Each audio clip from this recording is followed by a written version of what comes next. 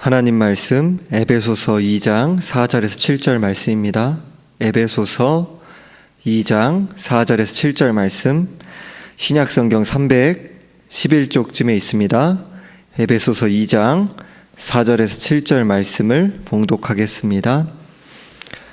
긍휼이 풍성하신 하나님이 우리를 사랑하신 그 큰 사랑을 인하여 허물로 죽은 우리를 그리스도와 함께 살리셨고 너희는 은혜로 구원을 받은 것이라. 또 함께 일으키사 그리스도 예수 안에서 함께 하늘에 앉히시니 이는 그리스도 예수 안에서 우리에게 자비하심으로써 그 은혜의 지극히 풍성함을 오는 여러 세대에 나타내려 하심이라. 아멘. 기도드리겠습니다. 하나님 아버지, 저녁 예배 주 앞에 예배 드릴 수 있는 은혜 주심에 감사드립니다. 하나님, 이 시간 가운데 우리들의 죄와 허물 또한 그런 연약함으로 말씀에 타협하고 우리 가운데서 우리들이 또 무너지고 그렇게 하나님 앞에서 죄악된 우리의 심령들을 다시금 주 앞에 고백하며 나아갑니다. 하나님, 우리 긍휼히 여겨주시고 우리의 모든 죄악을 그 예수 그리스도의 그 보혈로 씻어주사 우리의 모든 죄악이 용서함 받을 수 있도록 도와주옵소서. 하나님, 그 은혜를 간구하며 나아갑니다. 성령을 의지하여 나아가오니 우리들이 힘과 능력으로 이룰 수 없는 예배드리는 자의 위치로 우리를 올려주시고 우리 생각과 마음을 보호하고 지켜주시며 중심으로 마음을 담아서 하나님 앞에 예배드릴 수 있도록 도와주옵소서. 주님을 사랑하는 마음으로, 주의 영광됨을 위한 마음으로 예배드릴 수 있도록 도와주옵소서. 감사드리며 우리 주 예수 그리스도의 이름으로 기도드립니다. 아멘. 지난 시간에 바울은 에베소 성도들에 대해 과거의 허물과 죄 때문에 영적으로 죽었을 뿐만 아니라 세상의 원리와 정신을 따르고 악한 영에게 종노릇하면서 육체의 욕심대로 사는 존재로 1절부터 3절의 말씀에서 그렇게 서술했습니다. 오늘 본문은 이에 대해 하나님의 강력한 반전이 있다는 것을 우리에게 보여줍니다. 오늘 본문 4절 말씀은 원문으로 보면 그러나 하나님이 라고 쓰여져 있습니다. 그렇게 시작을 하는 것이죠. 하나님의 진노로 영원한 멸망에 처하게 된 인류에 대해서 하나님께서 긍휼히 여기신 것입니다. 하나님의 강력한 반전을 말씀합니다. 죄와 허물 때문에 영적으로 죽은 데다가 마귀의 세력에 짓눌려 자신을 구원할 능력이 스스로는 전혀 없는 그런 죄인들을 불쌍히 여기시는 하나님의 마음을 보여줍니다. 그뿐 아니라 하나님이 우리를 사랑하신 그 큰 사랑이라고 말씀합니다. 하나님께서 우리를 위하여 이루신 구원은 무엇입니까? 5절부터 6절 말씀을 보시면 우리를 그리스도와 함께 살리시고 우리를 그리스도와 함께 일으키시고 우리를 그리스도와 함께 하늘에 앉히셨다 이렇게 말씀을 합니다. 이 내용은 전에 살펴보았던 1장 20절 말씀에 그리스도의 부활과 높아지심에 대한 말씀과 비슷합니다. 에베소서 1장 20절 말씀을 제가 읽어드리겠습니다. 그의 능력이 그리스도 안에서 역사하사 죽은 자들 가운데서 다시 살리시고 하늘에서 자기의 오른편에 앉히사. 하나님은 당신의 크신 능력으로 그리스도를 죽은 자들 가운데서 부활하게 하심으로 일으키심으로 하늘에서 자기의 오른편에 앉히셨습니다. 이와 유사하게 하나님 우리를 그리스도와 함께 영적으로 다시 살리시고요, 그리스도와 함께 일으키시고요, 그리스도와 함께 하늘에 앉히셨습니다. 성도들의 구원은 그리스도를 일으키시고 하늘에서 자기 오른편에 앉히신 하나님의 능력과 바로 그 동일한 능력, 그리스도를 높이셔서 일으키시고 하늘에 앉히신 그 능력과 동일한 능력으로 바로 우리들은 그 구원을 얻은 것입니다. 그런데 참으로 놀라운 사실은 오늘 본문 말씀에 함께 살리시고 함께 일으키시고 함께 하늘에 앉히셨다는 말씀이 원문으로는 이미 과거에 이루어진 일, 단번에 이루어진 일로 말씀하고 있습니다. 우리가 살리심을 받았으며 일으키심을 받았으며 하늘에 이미 앉힌 바 되었다는 것입니다. 1절에서 3절에 허물과 죄로 영적으로 죽어 사단에게 종노릇하는 인류의 비참함과 완벽한 대조로 그러나 하나님이, 바로 이 모든 것이 그 4절의 시작인 그러나에 담겨 있는 것입니다. 하나님께서 하셨다는 겁니다. 반전의 일을 하나님이 하셨다는 거죠. 이 모든 일이 어떻게 이루어진 것입니까? 5절에서 6절은 그리스도와 함께라고 말씀합니다. 그리스도와의 연합의 교리를 말씀하는 것입니다. 우리의 대표였던 아담이 하나님께 범죄함으로 반역함으로 말미암아 형벌을 받았습니다. 아담은 우리의 대표이며 머리였기 때문에 바로 아담의 자손인 우리 모든 인류는 바로 아담에게 일어난 그런 일이 아담의 그 죄악이 바로 우리들에게도 이어져 내려오는 원죄를 가지고 태어나는 인류의 그 비참함에 대해서 우리들이 바로 그 성경에서 말씀하고 있는 거죠.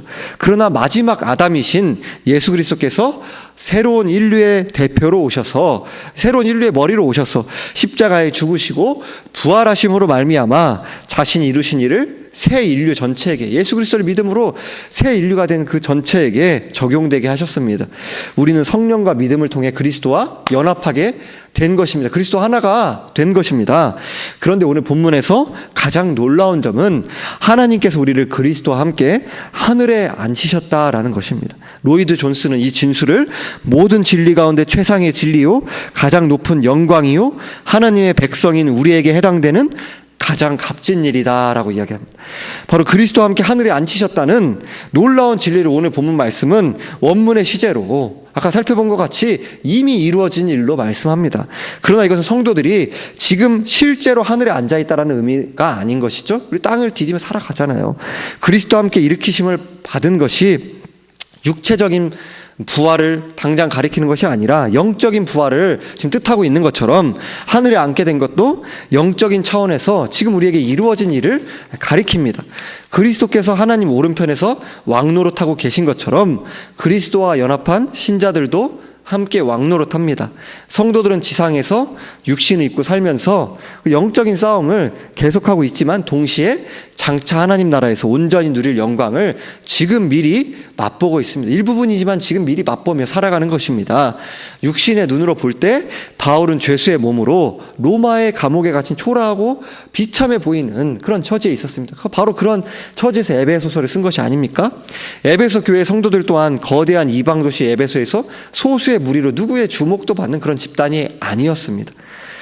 우리들도 사람들의 눈에, 불신자들의 눈에는 초라하고 보잘것없는 존재로 보이기도 합니다. 그런데도 바울은 하나님께서 우리를 그리스도와 함께 하늘에 앉히셨다라고 말씀합니다. 그렇게 확신에 찬 선언을 합니다. 우리는 그리스도와 함께 하늘에 앉아 왕노릇하는 존재입니다. 여러분들은 하늘에 속한 사람이라는 말이 여러분들의 마음에 어떻게 와닿으십니까? 하나님의 사람이라는 확신과 그런 담대함을 가지고 살아가고 계십니까? 이러한 진리에 기독교에 넉넉한 여유가 있습니다. 하나님의 사람들은 보다 높은 지위를 얻으려고, 보다 고상한 신분을 취득하려고 발버둥 치지 않습니다.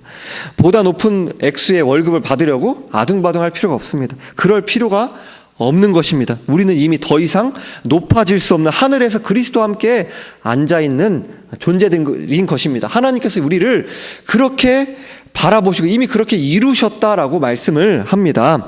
하나님을 자신의 최고의 상급과 기업으로 이미 받은 존재가 바로 우리인 것입니다. 우리는 이제 바로 우리가 가진 것을 아둥바둥 어떻게든 움켜잡을까, 어떻게 하면 더 쌓을까 이렇게 살아가는 방향이 아니라 나누는 방향으로 바로 우리들의 그런 생각과 마음의 방향을 전환해 나가야 됩니다. 그런 씨름을 주님께 간구하며 연습해 나가야 합니다. 이미 주어진 하나님의 놀라운 은총과 자신의 고귀하고 풍요로운 상태를 알지 못하면 바로 교회도 세상과 같이 경쟁과 바로 대결과 그런 세상의 방식과 다를 바 없이 흘러가게 됩니다. 이어지는 7절 말씀에서 바울은 허물과 죄로 죽은 우리를 하나님께서 구원하신 목적을 밝힙니다. 그것은 우리에게 베푸신 풍성한 은혜를 오는 세대에 나타내기 위해서입니다. 은혜란 무엇일까요? 은혜란 구원받을 자격이 전혀 없는 사람들에게 베푸신 하나님의 자기 희생적인 사랑을 가리킵니다. 자기 아들을 아끼지 아니하시고 내어주신 엄청난 희생이 바로 하나님의 은혜인 것이죠. 그리스도 예수 안에서 나타난 하나님의 자비하심으로 그 은혜의 지극히 풍성함을 오는 여러 세대에 나타내기 위해 우리를 그리스도와 함께 살리시고 하늘에 앉히셨다라고 이야기합니다. 그것이 7절의 이는 바로 그 우리를 구원하신 그 목적, 그 이유, 그것에서 가르치고 있는 것이죠. 하나님은 당신의 자비로우신 은혜를 오는 세대에 보여주기를 원하십니다. 구원받은 성도들과 교회는 오로지 하나님의 은혜로만 존재할 수가 있죠. 우리들의 힘과 능력은 구원받을 수가 없지 않습니까? 오로지 성도는 하나님의 은혜로만 구원받을 수 있고요. 구원받은 성도들의 무리인 교회는 하나님의 은혜로만 존재할 수 있는 것입니다. 그러므로 구원받은 사람들이 존재하고 구원받은 사람들의 공동체인 교회가 존재하는 사실 자체가 하나님의 은혜의 풍성함을 보여주는 것입니다. 7절에서 말씀하고 있는 오는 여러 세대란 현재의 세대, 바울 당시의 세대, 그리고 그 이후의 세대, 지금의 세대, 앞으로도 계속 이어지는 미래의 세대를 모두 포함합니다. 하나님께서 지상의 교회를 세우신 중요한 목적 중에 하나가 바로 온 세상에 자신의 은혜의 풍성함을 보여주시는 것입니다. 신학자 브루스는 세세 무궁토록 하나님은 이 용서받은 반역자들의 공동체인 교회를 그의 선하심을 드러내는 최고의 걸작이 되게 하신 것이다 라고 합니다. 우리는 언제나 주관적인 경향이 있죠.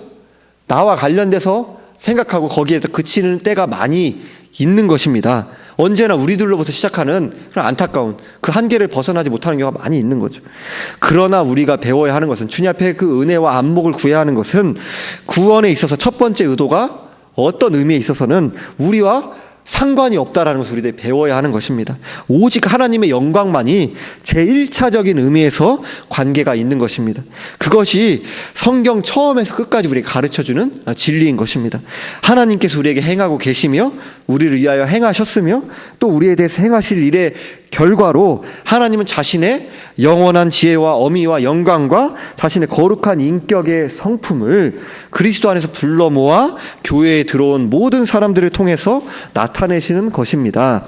하나님의 자비하심의 산 증거인 성도들과 교회를 통해서 사람들이 우리 자신을 넘어서 우리를 구원하신 하나님을 바라보도록 할 것이기 때문에 바로 우리를 이렇게 구원하신 것입니다. 마치 하나님의 영광을 위해서 제일 1차적인 목적이 바로 하나님의 영광이다라는 겁니다. 우리의 구원에 있어서 우리 자체에 있다라기보다는 그것이 바로 성경이 진술하는 것입니다.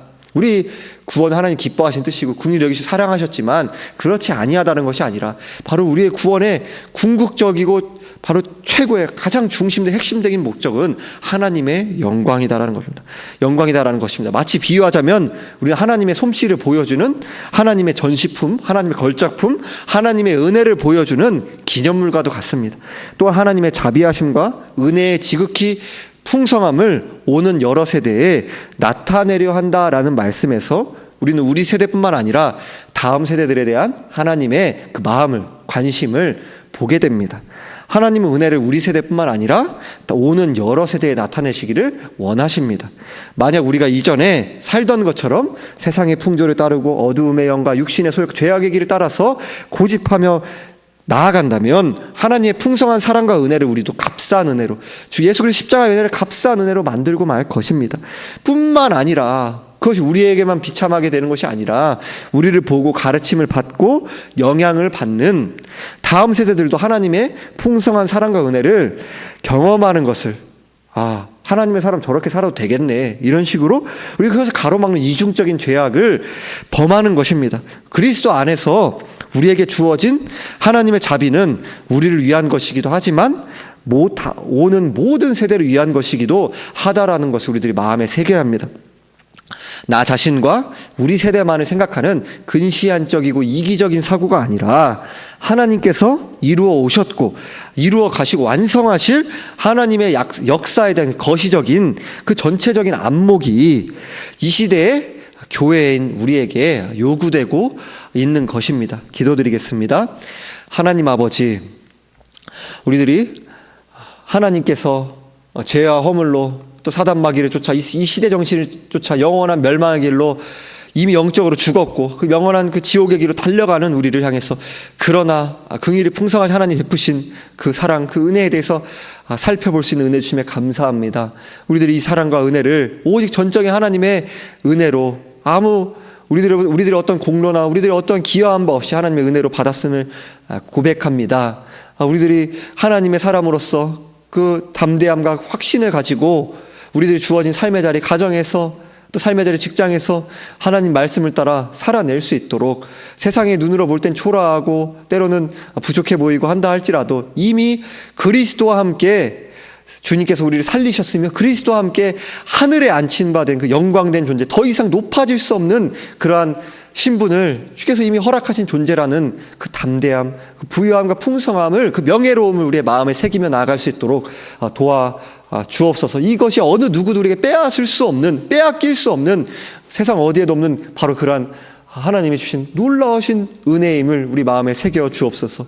하나님 아버지, 우리들 그것을 기억하면서 하나님께서 우리를 구원하신 그 목적이 가장 그 궁극적으로, 가장 근원적으로 주의 영광을 위한 것임을 우리들이 마음속에 기억하며 나아갈 수 있도록 도와주옵소서. 우리들이 당장 나의 문제를 해결하고 어떻게 하면 기도의 응답을 받고 어떻게 하면 나의 그런 당장의 그 답답함을 해결하고 소원을 성취할까에 집중해 나가는 것이 아니라 우리의 인생이 구원을 받고 하나님께서 우리를 자녀 삼은 것이 주의 영광을 위해서 부름받았고 그 하나님의 은혜의 풍성함, 그 자비하심, 그 사랑의 놀라우신 그 은혜를 바로 세상 가운데 증거하기 위해서임을 우리들이 그러한 목적으로 부름받고 하루하루 살아가고 있는 그 존귀한 자들인 것을 기억하며 나아갈 수 있도록 도와주시고, 우리가 주님으로부터 값없이 받은 이러한 사랑과 은혜를 우리만 경험하고